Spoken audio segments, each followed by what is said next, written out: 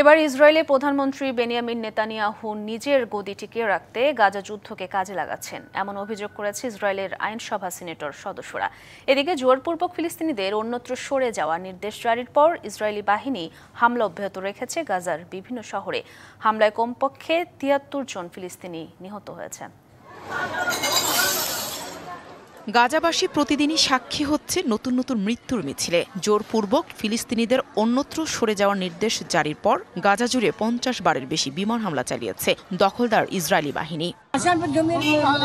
আমাদের বাড়ি ধ্বংস করে দিয়েছে, কোনো রকম প্রাণে বেঁচে পালিয়েছি। ইসরায়েলি বাহিনী বৃষ্টির মতো গুলি ছুড়েছে।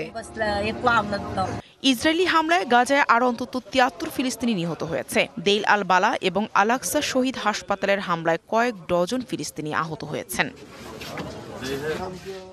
এদিকে গাজা চুক্তি নিয়ে নতুন করে কাজ করার কথা বলছে মিশরের পররাষ্ট্রমন্ত্রী, যার আওতায় কিছু ইসরায়েলি বন্দীকে মুক্তি দেওয়ার বিনিময়ে ৬০ দিনের যুদ্ধবিরতির কথা রয়েছে।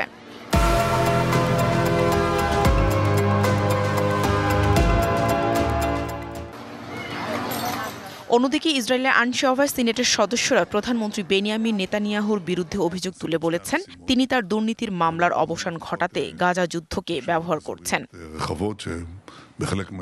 গাজায় ইসরায়েলি আগ্রাসনে এ পর্যন্ত ৫৬,৫৩১ জন ফিলিস্তিনি নিহত হয়েছে এবং আহত হয়েছে ১,৩৩,৬৪২ জন। Nahida Rinthi, DBC news desk.